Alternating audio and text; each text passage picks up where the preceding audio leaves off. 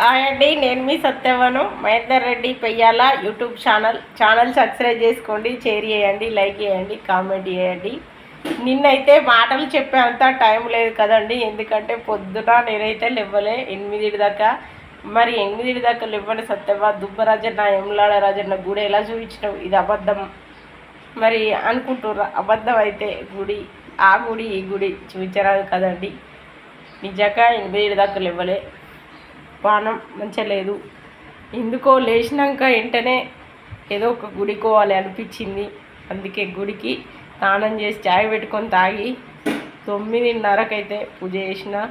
9:30కు పూజ చేసినాక 10:30 వరకు దుబ్బరాజన్న గుడికి వేయడం.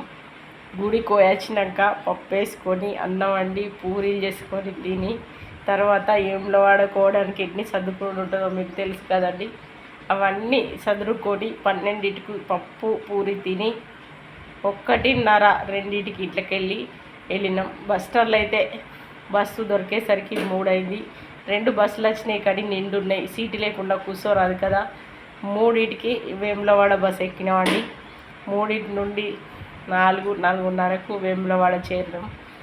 ఆ తర్వాత 5:55 వరకు స్నానం, ఎంలాడ రాజన్న మొక్కులు, కోల్యా కట్టేసుడు అన్నీ అయిపోయినాయి. ఆ నుండి బద్ది పోషవ్వ దాదాపు నాకైతే హ్యాండిక్యాప్ కదా, నడడానికి ఎంత ఇబ్బంది అవుతుంది మీకు తెలిసే కదా. మా వారిని ఆటో పెట్టమంటే నీకు డబ్బులు ఉన్నాయని నేను ఆటోలో తీసుకుపోతున్నాడు అన్నాడు. అందుకని నడిచిన అండి. పోంగా నడిచిన, రాగా నడిచిన, 2 సార్లు అటు ఇటు నడిచి మధ్యలో గుడి దగ్గర కూడా గుడి చుట్టూ తిరిగి నడవడం ఎంత ఇబ్బంది. నేను ఫస్టే పోలీస్ని అడుగుడు మిస్ అయినా, మా వారు పోయినాక వెనక పోయినా, తిరిగి వచ్చడానికి మళ్ళా గంతే పడుతుందని అదే విధంగా నడిచి గుడి చుట్టూ తిరిగేసరికి గుళ్ళు 1 గంట అయింది. దాదాపు 7కి రూమ్కి వచ్చినామండి. 7కి రూమ్కి వచ్చినాక చదువుకొని చేసేసరికి ఒక్క పొద్దు ఇడిసేసరికి 8 టైం అండి. మరి పొద్దున 8 దాకా లేవని నేను రాత్రి 8కి దుబ్బరాజన్న ఎవలాడ రాజన్న ఇవన్నీ ఇంట్లో పూజలు చేసి ఒక పొద్దు ఇడిచిన అంటే మనకు తెలుసా అండి రేపు జరిగేది, ఈరోజు జరిగేది. అందుకే కదా ప్రతి దానిలో శివునాగ్యలేంది శివమైన కుట్టది అనడానికి సాక్ష్యం సత్యవ్వకే జరుగుతున్నాయి అని మీరు అనుకోవద్దండి. పొద్దున 8కి లేవని నేను దుబ్బరాజన్న ఎంలాడ రాజన్న మొక్కులు పెట్టుకొని వచ్చిన. మరి ఇంట్లో ఎవరు చేసేటోళ్ళురు? అత్తనా, అమ్మనా? అమ్ముంటే అమ్మ చేస్తుందని కొందరాపోడు, అత్త ఉంటే అత్త చేస్తుందని కొందరాపోడు ఉంటుంది కదండి. మరి నా దగ్గర అత్త లేదు, అమ్మ లేదు, నేను మా వారు నా కొడుకే కదండి. చేయగలిగేది ఉంటే వాళ్ళు తప్ప ఇంకెవరు? మరి ఇంత పని చేసి దైవ దర్శనానికి పోయొచ్చిన నేను హ్యాండిక్యాప్ అయినా మంచి గుండెల కన్నా ఎక్కువ పని చేయగలుగుతున్నానని నన్ను ఓర్వలేక నా మోకాలు ఇవ్వకుండా చేసిర్రు. ఇదైతే నిజమేనండి. మా అమ్మ మా ఇంటికి అత్తే, నా తోడబుట్టిన తమ్ముడే దానికి పని చేయడానికి పోతుంది అన్నారు. మరి ఇప్పుడు మా అమ్మ మా ఇంటికి రాదు, మా అత్త రాదు. ఎందుకంటే ఒకళ్ళపై ఒకళ్ళకు మాటలు అన్నోలే, ఎవరికి వారిని నేను దూరం ఉంచిన. మరి ఎవరూ లేకుండా ఈ పని ఎలా చేసుకోగలుగుతున్నా? అందుకే నేను కోపంతో కాదు, ప్రతిదీ మాటల సాక్ష్యంతో చెప్పగలుగుతున్నా.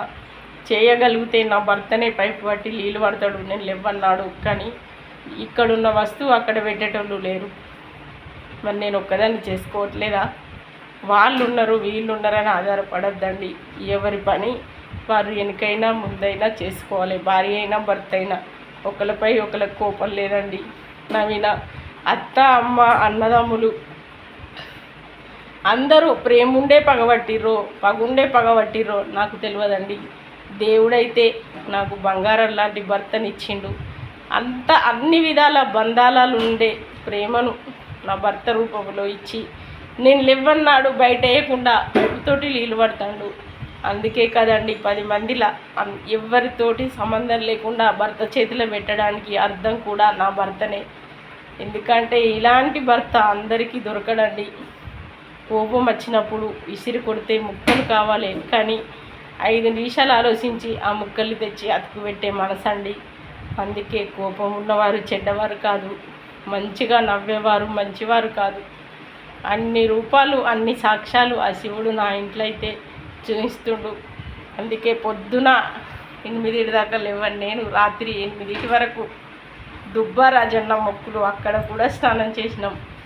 మాకైతే జోడు కోలేయాలు కట్టే చూడండి, దుబ్బ రాజన్నకు జోడు కోలేయాలు, ఎమ్లాడ రాజన్నకు జోడు కోలేయాలు, ఈ మొక్కులు పెట్టుకొని పూర్తి చేసుకొని ఈరోజైతే మంగళవారం మబ్బుల 4 గంటలకు లేచి బ్రష్ చేసుకొని అన్నీ చదువుకొని బస్ స్టాండ్కి అయితే పావు కమ్మి 5కి వచ్చి కూర్చున్నామండి. ఆడ 5కి వచ్చే బస్సు 5:30కి వచ్చింది, లేదంటే ఇంటికి 6:30కి వచ్చేటోళ్ళం. మొత్తం మీద ఇంటికి 7:30కి వచ్చినాం. అలా తొందరగా లేవడం వల్ల అక్కడ 5 నిమిషాలు, ఇక్కడ 10 నిమిషాలు, అక్కడ అరగంట టైం వేస్ట్ అయినా కూడా అనుకునే టైంకు మనం ఇంటికాడ ఉంటాం. అందుకే ప్రతి దాంట్లో ఆడోళ్ళకైనా మగోళ్ళకైనా టైము మీద పనిచేయడం అంటే కొద్దిగా మనసు పెట్టి చేయాలండి. ఎవరైనా అత్తనో అమ్మనో ఆడబిడ్డనో ఆరాలో చేస్తుందని ఏ పనికి ఎదురు చూడద్దు. నాలాగా మీరు ఒక్కరుంటే తప్పకుండా ఇలాగే బతకండి. ఎవరి మీద ఆధారపడద్దండి. ఒక్క పని చేసి వెనుక ముచ్చట పెడతారు. ఏ పని చేయకున్నా కాసేపు పండుకుంటే కూడా అబ్బా పండుకుంటుంది అంటారు. ఇవన్నీ నేను అనుభవించిన, అందుకే అనుభవంతో ప్రతి ఒక్కటి చెప్తున్నా. ఇది కూడా నా అన్నదమ్ముల మీద, అమ్మ మీద, అత్త మీద కోపంతో కాదండి. నాకు జరిగేటి నా కుటుంబ సభ్యులు సబ్స్క్రైబర్లకు 1605 మంది మొన్న చెప్పిన కదా, నిన్నటికి 1615 మంది అయ్యారు. దాదాపుగా నేను ఛానల్ స్టార్ట్ చేసి నుండి ఇప్పటికీ కూడా రోజు 5, 6, ఒక్కొక్క రోజు 9, 8 మంది సబ్స్క్రైబర్లు పెరుగుతున్నారు. వాళ్ళందరికీ చెప్పుకునే బాధ్యత నాకుంది. నేను నడిచి ప్రతి పని చేయగలిగేది చూపించడానికి, నాకు వీడియో పట్టుకొని తీయడానికి సహకారం ఎవ్వరూ లేరు. నా కొడుకు తీయడు, నా భర్త పని భర్తది. కానీ స్టాండ్ పెట్టుకొని తీసే వీడియో ఎక్కడికంటే అక్కడికి తిరగదు కదండి. అందుకే నేను కూర్చుండి చెప్పగలిగేటి చెప్తున్నా, వంట దగ్గరే చూపిస్తున్నా. లేదంటే నేను చేసే ప్రతి పని పొద్దంతా వీడియో ద్వారా చూపించాలంటే నిజంగా 4 రోజుల్లో 10 మంది విలేకరులు వచ్చి ఈ కాలుతోటి ఈ పని ఎలా చేయగలుగుతున్నావు అమ్మని ఇంటర్వ్యూ చేస్తారు. నేను చేసే అన్ని పనులు ఉంటాయండి ఇంట్లో. అందుకే అవిటివారని తక్కువ అంచనేయద్దు. గుడ్డివారైనా ఎడ్డివారైనా అన్నీ బాగున్నోళ్ళ కన్నా అన్ని బుద్ధులు ఆలోచనలు అన్నీ బాగుంటాయి. తప్పక మీరు కూడా మాలాంటి వాళ్ళని చూసి ఎవరైనా అశ్రద్ధ పని చేసేవారు ఉంటే తప్పకుండా మారండి. ఎవరి మీద ఆధారపడి బతకద్దు. లేవకపోతే ఒకరోజు పూర్తిగా పడుకోండి. మంచి భర్త అయితే తప్పకుండా భార్యకు సాయం చేయండి. మంచిగా ఉన్నప్పుడే భార్యను ప్రేమగా కాదండి, లేవని రోజు అసలు మీ ప్రేమ ఏంటో చూపించాలి. భర్త పడుకున్నప్పుడు భార్య ఎలా చేస్తుందో, భార్యకు లివర్ అన్నప్పుడు భర్త కూడా అలాగే చేయాలి. ఇది అందరికీ తెలుసు, కానీ నేను చేయాలా అనేది మగోళ్ళకు ఈగో ఉంది. ఆ ఈగో వద్దండి.